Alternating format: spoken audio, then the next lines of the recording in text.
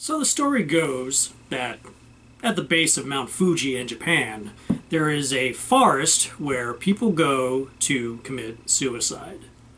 A rather dour and depressing thought that people would go to an area known for such great beauty to basically put an end to their lives. This isn't a folklore or anything like that. This is actually based on fact, and there have been stories about this forest in Japan, the suicide forest. And now comes the first wide release movie of 2016, The Forest, and it follows a sister who has lost contact with her twin sister, identical twin, and who is living in Japan. And the last thing they heard about her is that she herself went into this forest, and now no one's seen her and no one's been able to get in touch with her. So now her sister Sarah is going to head into Japan to find her.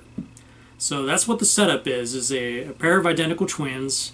One is lost in the suicide forest, and the other one is heading through Japan to find her. Now, what the problem with this one is that if you happen to watch the trailer, it's clearly marketing this as a supernatural, paranormal type of ghost story. But in fact, it's much more psychological than supernatural. It's almost in a way grounded in reality, but just the way that it's executed by the director Jason Zada, and the way it was written by Nick Antosca, Sarah Cornwell, and Ben Katai, it comes off as rather pedestrian, and it loses its way as it's trying to give a general audience just the standard jump scares and a at least fairly intriguing story to get them to the end. But there are nuggets in this film that actually could have led to a really well done psychological drama slash ghost story, because you're mixing fact with a fictional story, and you can blend, really, if done well, you can blend the two to the point where you don't know which way is up and which way is down, and you don't know what to trust.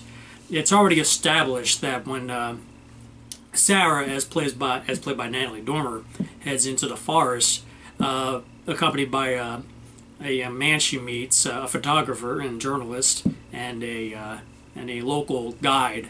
They go into the forest, and we're told as to what the rules are about going into the forest, and what the situation is, and why people are there, and what the clues that are left around, like ropes and tents and other things, as to what they come across and why, and what they could possibly lead to. And having that information in mind, we obviously will suspect that perhaps the events that Sarah and Aiden, her journalist friend, are going to encounter are basically going to be things in her head. But the way the film is written, there are events that occur that you wonder, when were these things, not just things, but general actions, established in the character to actually convey that this is exactly what Sarah or Aiden would be experiencing while they're staying in the forest. There's really no sound explanation given as to why suddenly these characters are doing what they're doing, and we're never given any clue as to their psychological being before they even enter the forest, so that we have a baseline to work off of as the film unfolds. So when certain events happen in the movie, I started losing interest, because I'm like, wait a minute, and it's as events unfold, they just start getting very generic, very pedestrian, and quite uninteresting, and the ending suffers from that as a result. So it was a half-baked movie. It had some decent jump scares and had an interesting story, but it's just, they couldn't find the right way to tie it all together, and it ended up just lapsing into a very generic supernatural thriller that may even disappoint horror fans, because there really isn't a whole lot in this to really push it into the horror genre per se.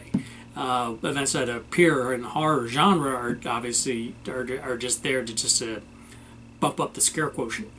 But there are a few jumps, but other than that, there really isn't much else to recommend the film. It's a very, very significant miss, because they had something there that could have been effective, but just the way that it was written and the way events unfold, it just became a bit of a mess. So, The Forest, I would have to give a 4.5 out of 10. There were a lot of things that I kind of liked about it, and there was way too much more that I didn't like about it. So, if you're an undemanding horror fan and just want some sort of distraction for 90 minutes, I guess this wouldn't be too bad of a film to watch. But if you're not a horror fan, there's really not much here to see. So, as a result, I would have to give The Forest just a 4.5 out of 10. So, have you heard about The Forest? Have you heard about the actual forest? I'm curious to know and what you know about it, so please comment below. If you like this video, please hit the like button. And if you haven't already subscribed to my channel, please do, so you can stay on top of my reviews as they come in. So until next time, we'll see you at the movies.